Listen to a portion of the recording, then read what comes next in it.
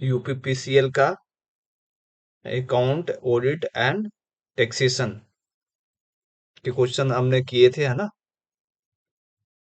उसके अब previous year के क्वेश्चन जो भी मतलब है हम कर रहे थे, 1 से लेके 10 तक क्वेश्चन हमने किए थे उसमें। ठीक है, अब ये क्वेश्चन नंबर 11 मैं कर रहा हूँ। क्वेश्चन नंबर 11 क्या, ये अकाउंट्स का है। ठीक है, 1 से 10 तक क्वेश्चन मैंने अपलोड कर दिया है, वो आप जाकर देख लेंगे वीडियो में। चलो ठीक है, इससे हम क्वेश्चन नंबर 11 स्टार्ट करते हैं। कह रहा है dash compromise of cash on hand and demand deposit with bank.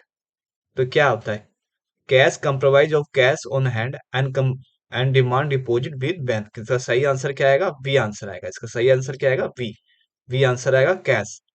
अच्छा ठीक है, थोड़ा और मैं इसको बड़ा कर लेता हूँ ताकि आपको सिर्फ क्वेश्चन ही पता चले, क्वेश्चन पे ही ज्यादा ध्यान रहे, इधर क्वेश्चनों पे ना रहे। अच्छा ठीक है, अब कह रहा है favourable balance of cash book means debit balance of cash as per cash book. इसका सही आंसर क्या आएगा, ए आएगा। Favourable balance of cash book and means क्या होता है, डेबिट बैलेंस रहेगा कैश बुक का, तो क्या फेवरेबल बैलेंस है। Cash book is a ledger, cash book क्या है, लेजर है। इसका सही आंसर क्या आएगा, सी आएगा। Cash book is a ledger. ये डिस्क्रिप्शन अगर आप पढ़ना चाहते हो तो आराम से इसको रोक के आप पढ़ सकते हो। ठीक है, मैं जरा से क्वेश्चन में कराऊंगा और डिटेल में किसी और दिन मैं कोई वीडियो बना के उसमें आपको बता दूं, कोई दिक्कत नहीं। Debit balance in cash book means bank loan, overdraft, favourable balance, unfavourable balance. तो डेबिट बैलेंस कैश बुक का क्या होता है, फेवरेबल बैलेंस होता है। तो इसका सही आंसर आएगा C. Cash discount is allowed on, cash discount is allowed on.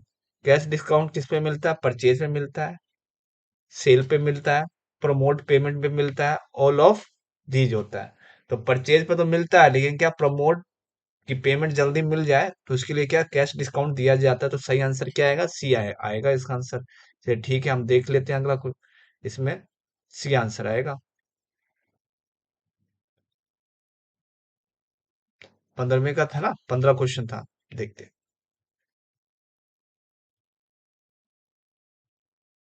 वही 80 आंसर ही है ना। Cash discount which is given by the seller to the buyer for the paying the bill before the due date. It is the amount paid by the seller which reduce the total amount due on a certain amount to the buyer. Cash को मतलब क्या, payment को promote करने के लिए कि payment time से मिल जाए, टाइम पहले ही मिल जाए, ठीक है, उसी टाइम मिल जाए, तो क्या क्या करते हैं हम, कैश डिस्काउंट देते हैं। ठीक है, which statement regarding the indirect method is false. Indirect method, indirect method क्या है, देख लेते हैं। Depreciation expenses is added to net income. ठीक है, इनडायरेक्ट मेथड बता रहा है, indirect depreciation expenses is added to net income, ये क्या है, इनडायरेक्ट है। ठीक है, an increase in the account receivable is added to net income, ये क्या फॉल्स हो गया, इनडायरेक्ट मेथड पूछ रहा है। An increase in the account payable is added to net income, ठीक है, नेट इनकम में account payable. An increase in the merchandise inventory is subtract from the net income. ठीक है, तो इसका सही आंसर क्या होगा, बी आंसर आएगा। 16वें का बी आंसर आएगा, इनडायरेक्ट मेथड का, ठीक है ना, बी आंसर आएगा। Discount receive are, discount receive are deduct when we receive cash. Discount receive, ठीक है, given by us when we sell goods on credit. No, discount receive कब होगा, जब आप परचेज करोगे, है ना, सेल करोगे तो आप डिस्काउंट दोगे ना पार्टी को, है ना। तो deduct by us when we pay our account. Discount receive ना, deduct by us when we pay our accounts. इसका मतलब क्या है, डिडक्ट बाई हमारे से कम किया जाता है जब किसी के अकाउंट में पेमेंट करना होता है तब। यानी इसका सही आंसर क्या आएगा, सी आंसर आएगा 17 का। Size of receivable is affected by, size of the receivable affected credit policy, बिल्कुल सही है। हैबिट ऑफ द कस्टमर, ये भी ठीक है, habit of the customer. Credit policy यानी क्या होता है कि कितने दिन के बाद आप पैसा हमें देना चाहते हैं, कोई 5 दिन का, 10 दिन का, ऐसा रहता है ना। सेल होता है। तो ये हैबिट ऑफ द कस्टमर, ये भी इस पे भी, टर्म ऑफ द पेमेंट, ये भी इस पे भी डिपेंड करता है। तो ऑल ऑफ दीज इसका सही आंसर होगा, 18वें का डी होगा। अब 19वें क्वेश्चन पे आते हैं हम।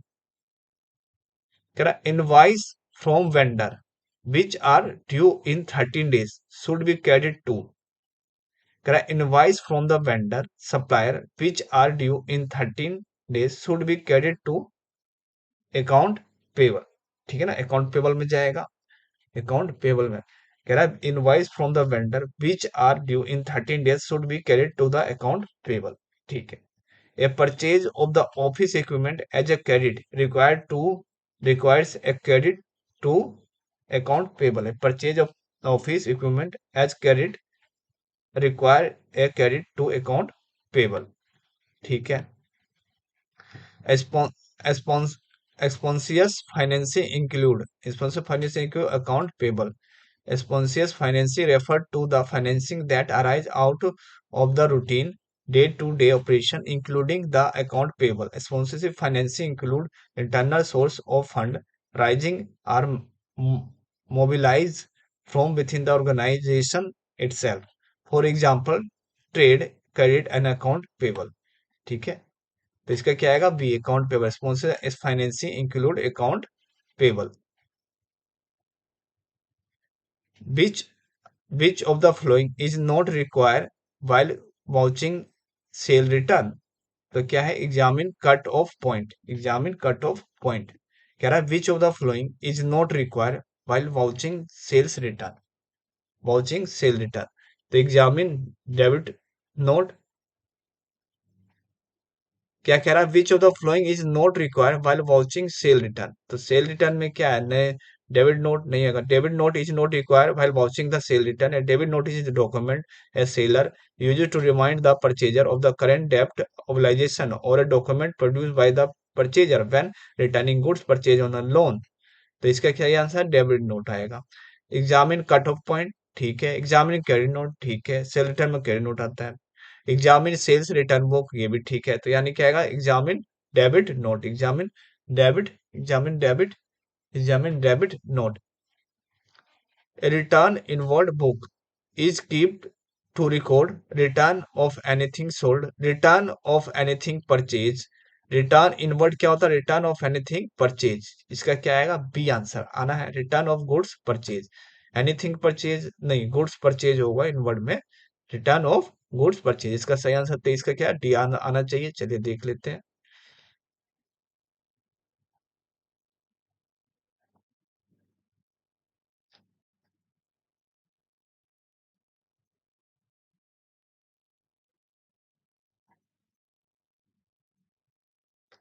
इसका सही आंसर क्या है, डी नहीं है, सी है। क्या कह रहा है, return inward.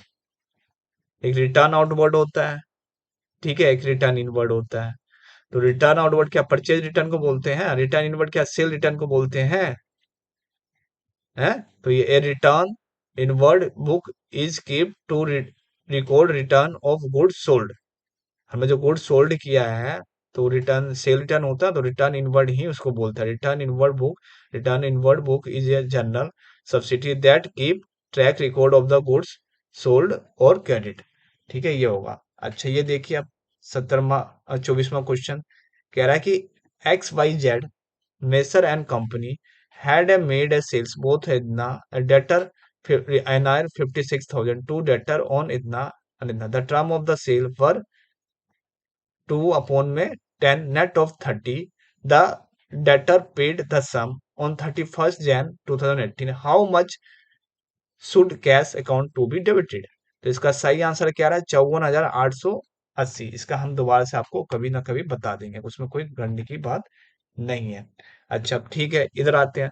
Balance of opening debtor is 48,000, closing debtor is इतना, receive from the debtor is इतना, opening provision for the bad debt and doubtful debts is इतना, closing provision for bad debts is इतना। कह रहा find out the credit sale. तो इसका सही answer क्या आ रहा है, 1,12,000। ये भी हम आपको अलग से क्वेश्चन हम बताएंगे, ऐसी बात नहीं है। न्यूमेरिकल क्वेश्चन बताने के लिए हम एक अलग से क्लास सेशन रखेंगे, और उसी में आपको एक एक करके क्वेश्चन हम बता देंगे। Understanding of cell book is correct by crediting cell return. ठीक है ना, crediting cell return. sales has a credit balance, and undercasting means that sale account is less credit. So in order to reach the actual amount, rectifications should be made by the crediting sale book. Okay. Following transactions were made by a trade. Due to these transactions, total of sales book will be sale, ये भी numerical question है, ठीक है ना। Sell goods to Gupta, sell good to Shyam on cash, sell goods to Mohan on credit, इतना। तो इसका सही आंसर क्या आ रहा है? ये इसका सही आंसर आ रहा है ए। इसको आप करके देख लेना, नहीं होगा तो मैं अलग से इसका कुछ सेशन रखूंगा, न्यूमेरिकल क्वेश्चन का अलग से सेशन रखूंगा।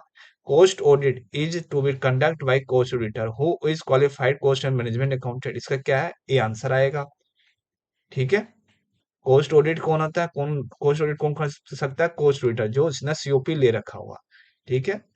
जैसे मैं हूं कॉस्ट ऑडिटर, ठीक है ना, मैंने सीओपी ले रखा है, प्रैक्टिसिंग हूं, तो क्या ये मैं कॉस्ट ऑडिट कर सकता हूँ। ठीक है, ये हो जाता है। Sale invoice are first entered in, sale invoice first entered in sale journal. ठीक है ना, sale invoice first in sale journal. अच्छा, ठीक है। A fund flow statement is prepare in summary form to indicate changes occurring in terms of financial condition between the two different balance sheet date. This is defined by the Smith and Bone. This is defined by the Smith and Bone. A fund flow statement is prepared in summary form to indicate changes occurring in terms of the financial condition between two different balance sheet date. This is defined in the Smith and Bone. Fund flow is prepared in summary form to indicate in the occurring in item of the financial condition between two different balance sheet date. इसका क्या आएगा? A answer आएगा। Fund flow statement is prepared in a summary form to indicate the changes occurring in terms of financial condition between two different balance sheet date. तो सही answer क्या आएगा? A answer आएगा इसका। तो यानी हमने इसमें 20 क्वेश्चन किए, 11 से स्टार्ट किया और 30 तक पहुंच गए। ठीक है, अभी मैं इतना ही रहने देता हूँ, ज्यादा बड़ा नहीं करता हूँ। धीरे धीरे मैं इसके सारे क्वेश्चन आपको करा दूंगा, ऐसी बात है नहीं। ठीक है ना, मैं करा दूंगा। ओके।